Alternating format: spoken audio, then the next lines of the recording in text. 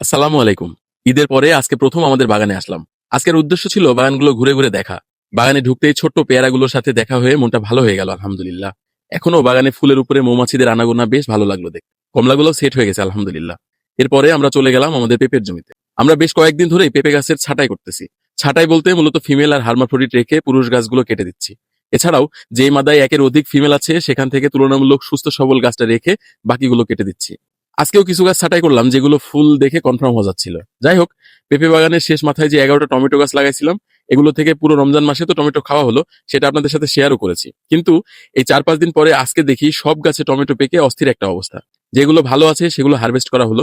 প্রায় 20 কেজির মতো পাকা টমেটো তোলা হলো আজকে আলহামদুলিল্লাহ। এগুলো তো রান্না করে খাওয়া পসিবল না, তাই ভাবছি সস তৈরির চেষ্টা করবো ইনশাআল্লাহ। এরপর বাগান থেকে বের হব এমন সময় আমার এক আঙ্কেল, যার নিজের মালটা বাগান আছে আমার এলাকাতেই, উনি আসলেন আমাদের বাগান ভিজিট করতে। কমলা গাছের প্রুনিং এর বিষয়ে আমার কিছু কনফিউশন আছে, সেগুলোই মূলত ক্লিয়ার করার জন্য উনাকে দাওয়াত দিছিলাম। উনি এসে কমলা গাছের প্রুনিং শিখিয়ে দিলেন সুন্দরভাবে। এরপর অতিরিক্ত পেয়ারাগুলো কিভাবে কখন ছাঁটাই করা উচিত সেটাও বলে দিলেন। আসলে অভিজ্ঞতা একটা বিশাল বড় জিনিস। আমরা খুব দ্রুত ইনশাআল্লাহ কমলার প্রুনিং করব, আর প্রসেস আর প্রুনিং এর উপকারিতা আপনাদের সাথে শেয়ার করবো ইনশাআল্লাহ। সেই পর্যন্ত সবাই ভালো থাকবেন, সুস্থ থাকবেন। আল্লাহ হাফেজ।